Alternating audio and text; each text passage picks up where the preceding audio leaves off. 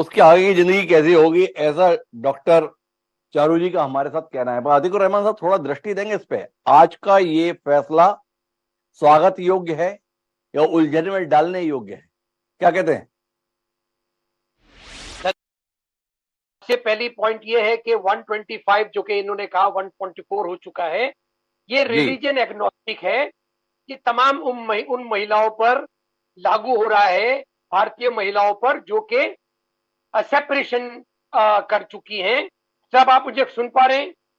جی ابھی بیچ میں آپ کی آواز چلی گئی تھی، اب آپ کی آواز آ رہی ہے عتیق الرحمان صاحب. جی. تو یہاں پر مسلم کمیونٹی کے لیے بہت بڑا چیلنج ہے ڈاکٹر صاحب آج، کہ آخر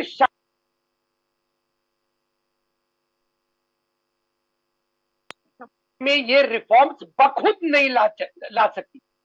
کیوں عدالتوں میں مہیلاؤں کو آنا پڑ رہا ہے، مسلم مہیلاؤں کو کیوں گہار لگانا پڑ رہی ہے، جبکہ آپ نے صحیح کہا کہ قرآن میں اور اللہ تعالیٰ نے اس مسلم وومن کو پہلے ہی مہر جیسی ایک اہم چیز حاصل کرانے پہ اس کو بادھیہ کر دیا ہے ہسبینڈ کو.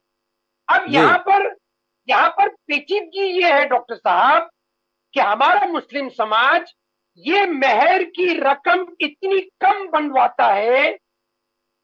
سنت طریقہ یہ ہے ڈاکٹر صاحب کہ مہر شوہر، اور نہ صرف شوہر بلکہ اس کے گھر میں جس گھر میں لڑکی بیاہ کر کے جا رہی ہے اس کی حیثیت کے حساب سے بنایا جائے. اب مان لیجیے ایک ایسا گھرانہ ہے جس کے ایک ایسٹیبلش بزنس ہے، 2-4 گھر ہیں، اور اس لڑکی کو اپنی بہو کا مہر وہ کیا بنوا رہے ہیں؟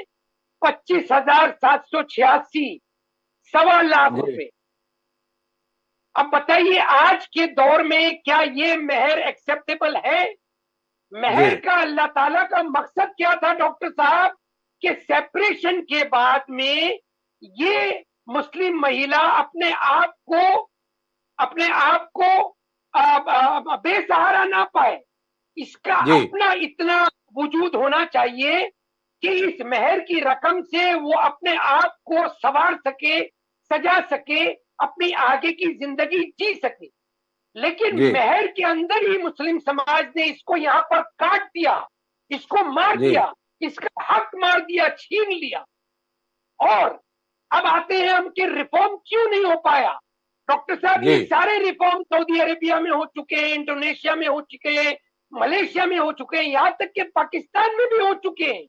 وہاں کی مسلم وومن اپنے آپ کو اتنا بے بس نہیں پاتی ہے جتنا ہندوستان کی مہیلا پاتی ہے. کیوں ڈاکٹر صاحب؟ اسی لیے کہ مسلمز کو یہاں پر ریفارم کا اسکوپ ہی نہیں ملا. اب آپ کسی کو بھی دوش دے لیجئے، مسلم کمیونٹی کو دوش دے لیجئے، پولیٹیکل پاورز کو، پولیٹیکل پارٹیز کو دوش دے لیجئے، لیکن اسکوپ بنا نہیں پائے ہم اپنے آپ کے اندر، جس کا خمیازہ آج ہم کو بھگتنا پڑ رہا ہے. یہ ذلت مسلم سماج کو اٹھانا پڑے گی. لیکن میں ویلکم کرتا ہوں کہ سپریم کورٹ نے آج اس بات کو طے کر دیا کہ مسلم وومن اپنے آپ کو اسہائے نہ سمجھے، اس کے لیے تمام پروٹیکشنز کانسٹیٹیوشن میں کم سے کم ہے.